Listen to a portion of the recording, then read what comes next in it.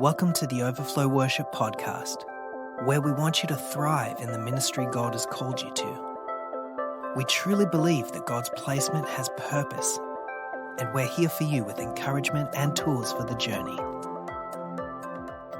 Hey everybody, welcome to the Overflow Worship Podcast. I'm your host, Andrea Olson. Thank you so much for joining us today. It has been a little while since I've been recording podcasts, and so it's really fun to jump back into it. We kind of took a little break during the Overflow Worship Conference season, and so it's exciting to me to come get through that, and I'm excited to share with you about that in another episode. But for now, I'm very excited about our guest today. You are going to be so encouraged and blessed by all that he has to say, and we'll talk a lot about his new organization that he started in 2019 and how it's ministering to and helping churches in amazing ways. And so I'm excited to welcome Ryan Zimmer. Thank you so much for joining us today. No, thanks for having me, Andrea. Yeah, absolutely. So Ryan, why don't you tell our listeners just a little bit about where God has you today in life and ministry? That's a loaded one. Well, as much or as little as you would like to share, just a snapshot so people get an idea of who's Ryan. I've been blessed to be a part of a few different churches in very varying different sizes and everything, and so God really did lay on my heart recently, within the past year, just the need for support for small and mid-sized churches. And also nonprofit organizations as well. They're behind the eight ball when it comes to having resources. And it's not like they're able to just drop a lot of money in order to get those resources as well. And so that was near and dear to my heart. Coming from a large church setting and now my family being in a smaller church out in the country. But I think we've really put down roots there. And so seeing the investment that we've put there bear fruit, and then now just being called to provide that for not just our church, but other churches in the area as well. That's amazing. That's so cool. And the local church is a thing that God has really put on my heart as well. So I love that. I really resonate with that, and I want to shout a big amen because I love the church, and I know that you do too, and just want to come alongside of the ministry that they're doing using the strengths that God has given you. And so why don't you just whatever you want to share with our listeners, tell a little bit of your story that might give helpful context as we launch into this organization that you started this year. Yeah. Well, I've been involved in ministry pretty much as long as I can remember. Even in high school, the church that I grew up in, I was the youth group. It was me. And so that wasn't really a youth group. So Sunday mornings, I actually wound up teaching a little kid Sunday school class, and that very early on, when I was probably 16 years old, really placed a call to ministry in my heart. Not to do children's ministry. I think that's a special calling in and of itself, but yes. To serve the church and to be involved. And so when I went off to college in the Twin Cities, I got involved with a church out there as a youth worship director. And ever since, I've been involved in a church to some degree. And so when I lived out in Colorado for the better part of 10 years and was involved in a very large church out there. I was on staff as basically an associate worship director out there. During my time there, the Lord blew this church up. When I got there, it was about 900. When I left, we were pushing around 5,000 on a Sunday morning. Wow. It was only just the grace of God, and we just held on for dear life. But during that time, I think that was some of the biggest growth when it came to ministry, and also just tangible gifts when it comes to each person and their calling. Mm. And so I went off from there onto a church plant with about 50 people. And so the resources from a 5,000 member church to a 50 member church is a pretty big difference. We Yeah. didn't have, um, a audio guy full time, a video guy full time, a lighting guy full time anymore. It was me trying to corral volunteers. And since then, too, I had been involved with a few other churches on staff or volunteer to some degree, and uh, it it's always different. The resources, and you kind of got to learn to utilize what you have and maximize what you have, and then be thankful and blessed through that as well. Learn to do ministry where you're at. Yeah. And I've run into several churches in my freelance worship leading, just locally, and connecting with other people. Uh, they don't have somebody who's able to commit that kind of time to.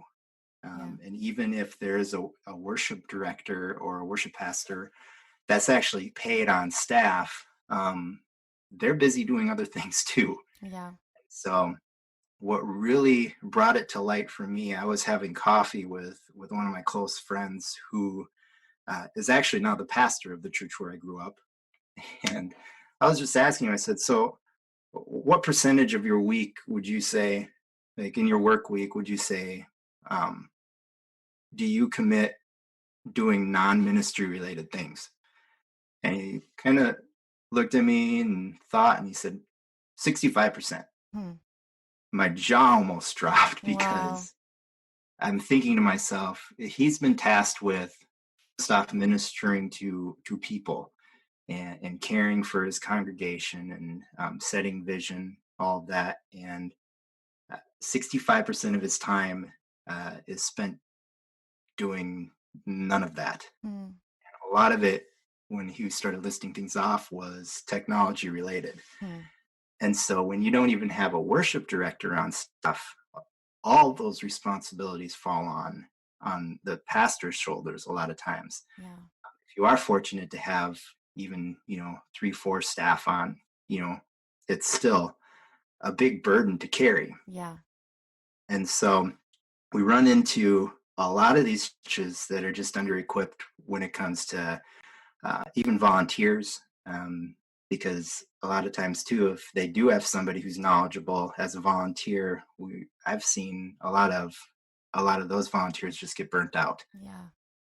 So that's been my heart. The Lord has really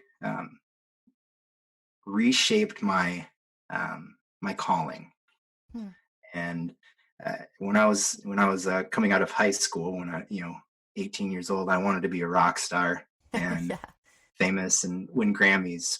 But the Lord has really reshaped to um, it basically saying your calling isn't necessarily to serve the masses, it's to serve those who do serve the Hmm. masses.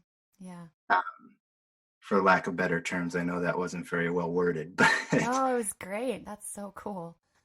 yeah. And so the pastors and the volunteers that put the blood and sweat into tears into Yeah. their ministry, those are the people that we want to serve. And I know technology has gotten kind of a bad rap over the past few years, Yes. and in a lot of ways there's good reason for that. But at the same time, it's a great tool that we can use. Um, and if we use it as that, and not a crutch, or Yep. um, over showing those types of things, and every church is going to be different too, and Hmm. that's something that we desire, is to partner in ministry as opposed to just offer a tech service. Yeah. um, and that's why any church that we work with, we have an initial consultation,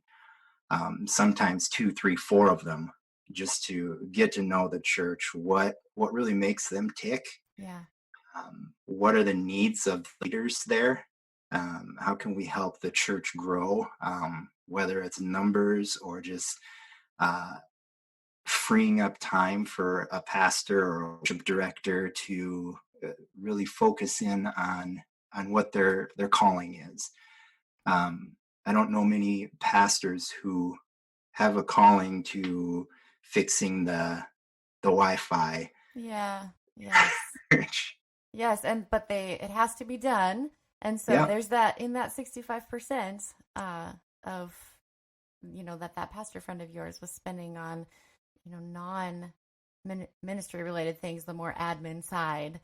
It's got to be done, right? And so what a huge blessing and a huge asset to the churches and nonprofits that you're serving, to just have somebody to come in who gets ministry, who is, been in it and is still in it. It's not like just a tech service who has no idea of the context. And I think that's huge because, you and I have had discussions before about, how context is huge when you're working with the church, and understanding whether it's me as the worship leader, the guest worship leader coming in, I need to understand their context and their people and, kind of their traditions and that kind of thing. And for you, same thing, you got to understand where they're at and where they're headed, because that will, I'm sure, completely change or divert or confirm the direction that you encourage them, like, hey, these resources would be useful for you, but this one that everybody says you need, you actually don't. Yeah. And that's huge, because churches, budget is huge. It's like, it's such a big thing because it's a huge issue, but the budget is not huge. So Exactly. And it's funny you mentioned that too. An ongoing joke with one of the churches that we've been working with is, everything moves at the speed of church. And I totally understand that. And simply because of being in ministry myself. And when I think we don't take it lightly either. When you're dealing with money that's been given to do ministry, there's an added responsibility onto that. But then also when you're working with limited resources, which all of the churches that we work with, that's who we work with. yeah. Every penny counts. Yeah. And so we are very mindful of that. And I tell a lot of the people that I do installations with now, there are bigger and better, but that doesn't necessarily equate to better ministry. Yeah. So that's where unless you do have a thumb on the pulse of the church, you don't know that. Yeah. Yeah, absolutely. Absolutely. So the organization that you started this year, it was 2019, right? It wasn't, yeah, it wasn't 2018, 2019, Advanced Ministry Technologies. So tell our listeners a little bit about maybe your mission statement, or just kind of you've been really weaving it in through the conversation, but tell our listeners what Advanced Ministry Technologies is about. Yeah. So we want to provide small, mid-sized churches and nonprofit organizations with full-on tech services. So that's a broad term. Yeah. And we mean that, or we mean to do that, Okay. because we want to offer the large church resources to small churches and nonprofits. So the first thing that comes to mind with tech services in a church context, obviously, is audio, video, lighting. Yes. We handle all of that, obviously, but then we also get into a lot of the website stuff, Okay. web design, web management, social media as Okay. well. People don't realize a lot of times your web presence, your social media presence is a huge tool. Mm-hmm. And I tell every church that we consult with, your website is now your front door. Hmm. And so before someone, if somebody's looking for a church, before they step foot in your building, your website is going to have that first impression. Yep. And so if your website isn't, you know, top notch in a lot of ways, Hmm. eh, you're already behind the eight ball, because there are churches that have phenomenal Yeah. websites that are engaging, and so we were able to work with them a little bit on even just the marketing strategy. Yeah. And I know that sounds a little um, I don't know, mainstream when it comes to a church. Sure. But your marketing, or the way that you put yourself out to the community, is a big deal. Yeah. And so, with a background in sales and marketing and everything as well, which was just another branch of where the Lord had me for Yeah. a few years, um, we're able to really work with the church too in having a web presence and a social media presence where um, we're not about, or I personally, I'm not about numbers for numbers. um, I, I'm about the impact and lives changed that churches can have. Yeah. And that's where we really want to focus on, is more stories Hmm. being told of what's really happening in the church, and reasons for people to be involved, and really just putting out that presence in the World Wide Web. Yeah. And so there's that part of it as well. We do a few basic IT things. So like if you have network issues, uh, your Wi-Fi bogs down on a Sunday morning, we're able to help you with that, because what Cool. happens is all throughout the week, churches have no problem with their internet, and then Sunday morning, when everybody's using their Bible app, uh, Yes. that's when all of a sudden our internet doesn't work. Well, Yes. there's reason for that. So we're able to help with those types of things as well. Consultations and those types of things, and then uh, pretty much everything in between as well, to a certain degree. Yeah. Yeah. That's amazing. And you know what I'm hearing kind of weaved in through all of that is, that God has been weaving your story together for for this time, like it's these things that seemed random, like sales and marketing or whatever it may be, being a youth worship leader or, all those things that he was like, oh, this is a piece of the puzzle. This is a piece of the puzzle. You just be faithful with what I put in front of you, because you don't see this passion that I'm going to grow and grow and grow until all of a sudden, here we are. And you're like, okay, some of it actually makes sense now. And, Yeah, you've been able to see from large 5,000 member church to small, being the only one in the youth group or, whatever. And I think that is just amazing how God weaves our stories together, wherever people are at, whatever, if they're in ministry or just living life, doing what God set before you. It's a good reminder to be faithful with what God puts in front of us, because he is writing that story. But then also within the context of your organization, I'm hearing you say it takes intentionality. You come in and really come alongside of these churches and help them with almost like it goal setting, really. Like what are the goals? What are the values of your organization? And then you come in and say, how can we come alongside of that? What are your pain points that we would love to help you? We can't probably take them away, but maybe we could alleviate some of the tension so that you're not spending 65% of your time on admin work because it has to be done, hmm and I just think that is so amazing and so needed. And the website thing, oftentimes I hear people say, well, they're expensive. Well, yeah, but not as expensive as you would think. And I'm sure you have those conversations, right, with people that it's just, well, we don't have the money or whatever. yeah, and now that was a big thing when we started. We got started. Um, my one of my subcontractors that I work with, he said, website is probably going to be the thing that we're busiest with, and he's been right so Mm. far. Yeah. But at the same time, when we looked at even just kind of, you know, market when it comes to website design, website management, I'm looking at a lot of this going, this is ridiculous.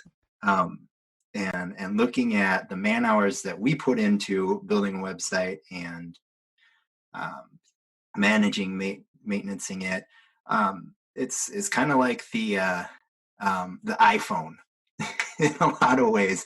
You know, Apple can build the iPhone for $50, but then they're selling it for $100 kind of thing.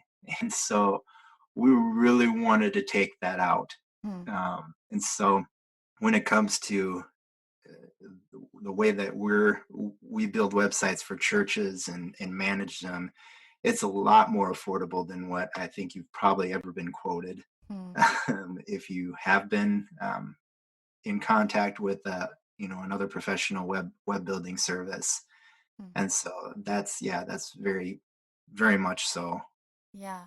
Well, and I think, like you said about it being your front door, whether we like it or not, it is true. Mm. And that doesn't mean it has to have, 20 different pages and all the, like animation and all these things, but just like a clean, clear, message for people because, I I do it too. Like I pull up Google the church in the city and see if they have a website. Just, that's very common for me to do. So I think that is just a really neat thing for you to come alongside of churches with something like that. That seems small, but it's not. It's huge. It's a Yep. huge blessing for them.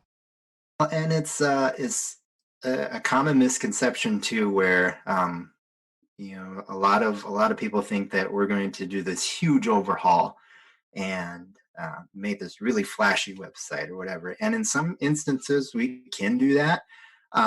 But really, the more important part of a website is really for people to get a honest and accurate depiction of who you are as a church Yeah. and what experience and welcome even am I going to have at this church.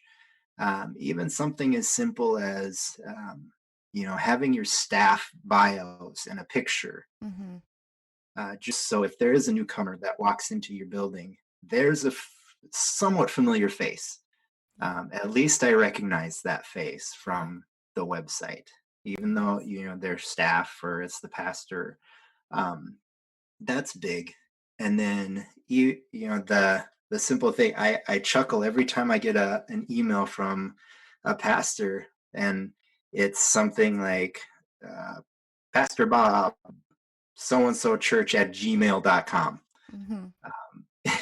And they have a website and everything, but even just simply setting up email Yeah. so it has that church's website tag behind it at thischurch.com. Yeah. That that shows professionalism too Mm-hmm. in a lot of ways. Yeah, yeah, absolutely. Absolutely. And it takes somebody to just come alongside of them to say, "Hey, here's a couple ideas for you." Because, in ministry, it's like you can only do so much before some things that are important, but you just don't have the capacity to deal with them. They just have to fall by the wayside and we need someone to come alongside of us sometimes and say, "Hey, let me shed some light on some things and come alongside of you in this way." And I love that. And so, right now it's December, we're in the Christmas season and all of that. And I'm sure that you, whether it's in your own local church context or in the churches that you're working with, there are probably some common threads, common challenges, or maybe just some encouragement from a technology perspective that you have for our listeners as they're in this Christmas season. It's busy. So what are some of the things that are on your heart to share in regards to that? Yeah. Well, I can speak personally from even our own personal church, or the church that my wife and I attend is just utilize what you have. There's no reason that you need to overcomplicate it. Um, a lot of times too, when it's overdone, it can be if it's not done well, it can just kind of look gaudy. And so, when you're able to utilize the things that you have. Maybe it's, just a couple simple Christmas trees, white spray paint, that just gives a little bit of a touch. Yeah. Maybe it's just buying a couple $10 strings of Christmas lights at Walmart. But it doesn't have to always be over the top. Um, and something that I really appreciate from our own pastor, Brad Hopman, is um, he's made it intentional that we don't overproduce on especially Christmas Eve service. We want to make sure that everyone is focused on uh, the true reason and meaning for Christmas. And um, it can be a great production opportunity, and we work with churches who that absolutely is the case. They have the resources, they have the manpower to do that. If you don't, uh, my encouragement is really, again, focus on the ministry part of it first, um, and then everything else, just keep simple and enjoy the process of it. That's the big thing. Yeah, because it's easy to get lost in the the busyness and in the process and then be frustrated and get to the other side and think, wow, I didn't enjoy any of that. That's really too bad. you know? And yeah, I think that's so valuable. Ryan, you've been working with the Overflow Worship Conference for several years now, and you know the churches that we serve too. And just the heartbeat of Overflow and the heartbeat of your organization is that, hey, you can, like you said, thrive with what you have, and that your ministry or those churches that we serve are called to their community, and what they have is unique. And a lot of times I think that we get this idea in our head that, you know, we have to attain this certain, like you said, production or size or whatever, and none of those things are bad. Don't get me wrong, I don't think they're bad at all, but if it's not relevant for your context, then focus on what God's called you to and what he's given you, and utilize what you have. And that's beautiful, because that's what your community is called to and needs. Hmm. Cool. Yeah, absolutely. And it's funny too. I loved being in that big church. Don't get me wrong. I think I grew more in ministry during that time than ever before. But I just remember dreading Christmas Eve, Hmm. specifically because we ran 5 services, beginning in the morning, and the last one was 11 p.m. And we timed it. We timed the service down to the minute. So at midnight, Christmas, when it rolled into Christmas, we'd be singing Silent Night, Hmm. which was awesome. But I lived, in Colorado then, and home was still Minnesota. So at around 12:30, I would jump in my vehicle and drive 13 hours home, Wow. uh, overnight, just to make it home for Christmas and be completely exhausted, Wow. the rest of the week almost. Just because it was such a huge production, and we had staff, we had the resources and everything, but um, even then, doing that for 5 years in Hmm. a row, it wore on you. And I'm grateful to be in a situation where that's not the case anymore. You know, getting to simplify, really focus. Now having a family too, Yeah. uh, getting to focus on the true meaning of Christmas, and also be able to spend it with my family. And Yeah. so that for my encouragement to the listeners out there right now too, um, keep that forefront, no matter what it is that you're doing this Christmas, Christmas Eve service, or whatever services you do have going on. Make sure the ministry and specifically ministry to yourself and your family as well, Yeah. um, comes first. Yeah. Absolutely. Yeah, that's so good. So as we, bring our time to a close, a question that came to my mind as you talked about your time in Colorado compared to now. Obviously, like you said, you loved the church and that church there, and there are so many churches that are big and they are called to that larger scale with the 5 services. And I was just chatting with somebody earlier today who is in that context right now, and it's such a beautiful thing in their community. However, for you, what's a piece of encouragement you could give to our listeners for those who are, whether they're in that context or in a different context like you described now where you're at? What's something that you learned that you're implementing now? And maybe it's you've already said it, but that could be an encouragement for our people as they're walking through this season. Like what are you doing that's different that you maybe wish you would have done when you were in the 5 services, that has been helpful for you to really thrive in this busy season in ministry? Yeah. Actually this is going to more come from a ministry background than where I'm at now, as far as what I do now, but Mm-hmm. specifically when I was in that busy time, um, I looking back at it, I wish that I would have enjoyed the process more. Um, you spend hours and hours and hours on this huge production, which it can be fun in itself if you have the right outlook on it.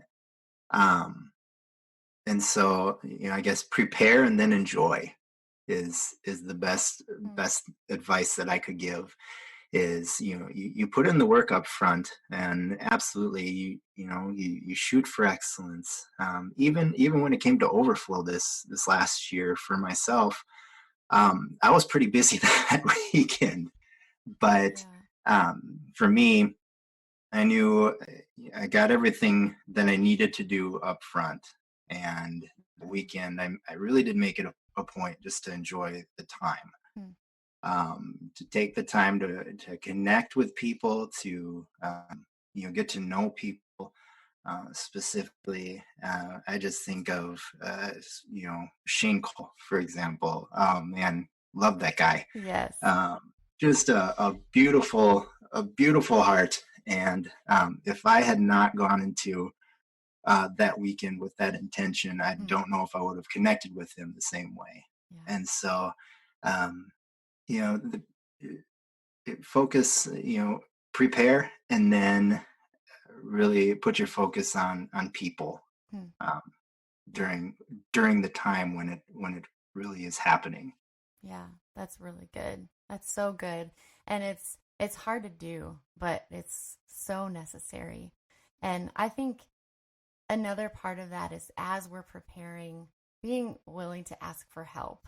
Like being willing to say like, "Hey, I am one person or we are 2 people on this staff and we can't get it all done." So either you need to be willing to simplify or be willing to ask for help. And Mhm. that's really where your new organization thrives. Is like, "Hey, we would love to come alongside you and help you." And obviously you can't um do it in every Christmas service, or like but it's about the preparation. It's not necessarily like in the service, it's the preparation for like the continuation of ministry in that church. And so I encourage all of our listeners to be willing to ask for help, whatever that looks like in your context, because we can't do it all ourselves, and God didn't design us to do it all ourselves. He designed us to be a body that works together and thrives together. So Yeah, yeah, absolutely. yeah. Well, prepare and enjoy. I love that. I think that's a great place for us to wrap up our conversation. Ryan, is there a way that people can get in touch with you if they're interested to hear more or learn more about your organization? How can they do that? Yep. Our website is advancedministrytech.com. So technology is not a full word, it's TECH. Okay. So advancedministries.com. Otherwise, if people want to reach out, via Facebook, we're on Facebook. We're pretty easy to find. Cool.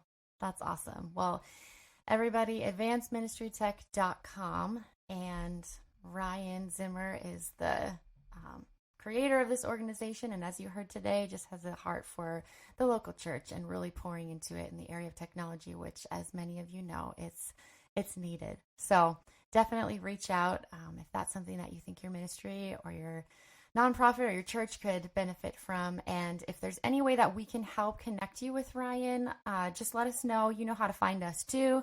overflowworship.com and info@overflowworship.com. So we will connect you if for some reason you have trouble getting connected with Ryan, but I know their website's easy to find. Ryan did a good job. Well, thank you so much, Ryan. I hope that you and your family have a blessed Christmas. Thanks for spending the time with us today. Thank you for listening to the Overflow Worship Podcast. To stay up to date, please subscribe for the latest episodes and information. To learn more about the ministry of Overflow, visit overflowworship.com. If you have questions or prayer requests, we would love to hear from you.